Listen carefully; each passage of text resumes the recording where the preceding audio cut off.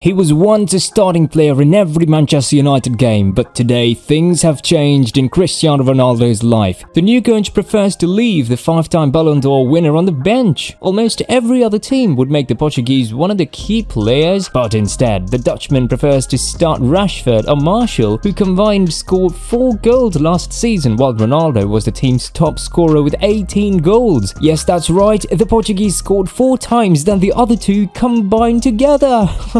In this video, we're gonna tell you what are the reasons behind Erik Ten Hag's choices and why he does not want to start Cristiano Ronaldo. The tensions between the manager and the striker started in the summer when the Portuguese were seeking an exit during this past summer transfer window. Their relationship wasn't the best one in the beginning of the seasons since the player didn't show up during the preseason in Australia. Being absent for the first months during the ones Erik Ten Hag was starting to introduce his style of play was a big disadvantage for Ronaldo. The manager was upset and even mentioned the fact that the Portuguese star was not on the same level physically as the other players, especially in terms of endurance, to be able to play an entire 90-minute game. Of course, this also gave Erik Ten Hag the opportunity to show he is the boss and that what you achieved in your career does not matter. It sends a strong message to all the other players who quickly understood how strict their new manager is. When it comes to the tactics, this part makes a lot of sense because Ronaldo is behind all of the other players who did do the preseason. Except for Antony, you might say. Well, that's true. The Brazilian winger only arrived in the end of the summer transfer window. He did not have many training sessions with the team and he still manages to play more than Cristiano Ronaldo. He even makes it into the starting 11 in Premier League games, while the number 7 is doomed to play in the Europa League. But don't forget that Antony used to play for Ajax and was coached by Erik Ten Hag last season, so he already knows the manager's ideas. This is the main reason why he is playing more games than the Portuguese, and also because he didn't ghost the team like Cristiano Ronaldo did during the preseason.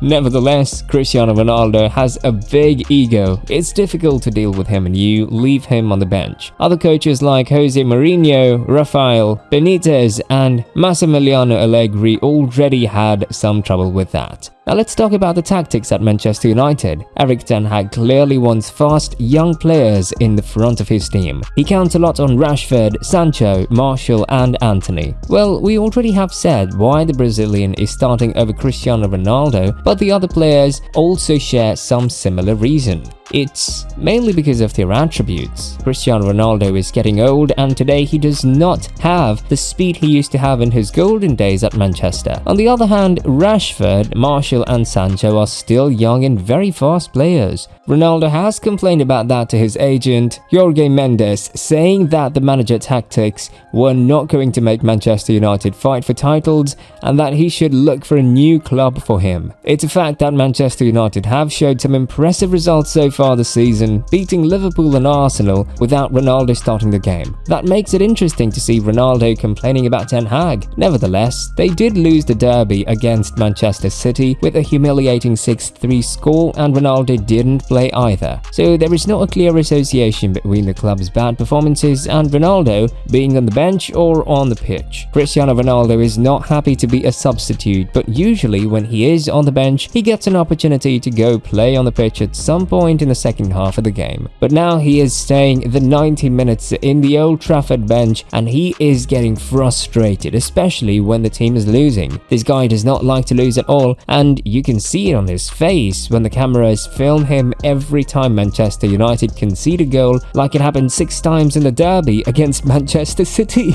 Apparently, there is another element that adds to this situation where Ronaldo is not starting under Ten Hag. According to the Times, the striker complained about the manager's style of play and the training sessions. And that's not it. The Portuguese is also not a fan of his coach's attitude either. Here is a part of the newspaper article about that. Ronaldo is said to consider Ten Hag stubborn and unnecessarily wedded to an approach that worked impressively well with Ajax, yet has delivered catastrophic defeats to Brentford and Manchester City in his first 10 Manchester United matches. On the other hand, Erik Ten Hag has insisted Cristiano Ronaldo is happy at Manchester United. Nevertheless, there are still concerns that the striker could leave in January's transfer window after a lack of game time. Maybe the player was also having a confidence problem that was affecting his performances, and it was becoming difficult for him to score a goal with all that was happening around him. Of course, Cristiano Ronaldo being a superstar, the social media and the news were all over him, criticizing his behavior for when he wanted to leave the club and blaming him for the bad team's bad performances. But to think Manchester United would be better without the Portuguese is a mistake. He may be old and cannot play 90 minutes at the highest intensity doing those crazy runs and dribbles he used to do, but now he has experience. He knows the game better than anyone and is lethal in the box. And even if you're having him on the bench to bring him in the second half when the opponent defenders are tired, it could give you an even bigger advantage. The fact that Ten Hag was letting a 5-time Ballon d'Or winner sitting on the bench raised a lot of criticism from the other Manchester United legends. Rio Ferdinand, Paul Scholes, Gary Neville and Roy Keane often said that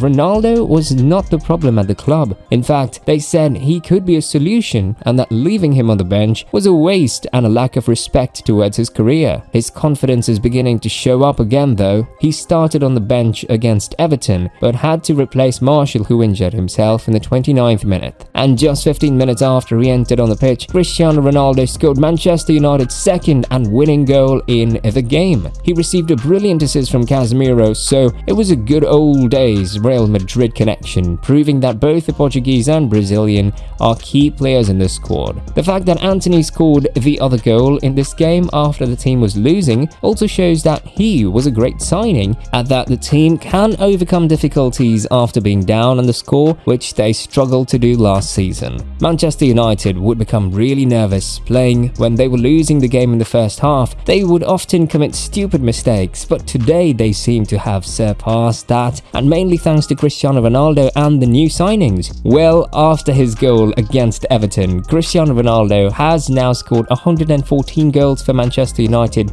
and reached 700 club goals.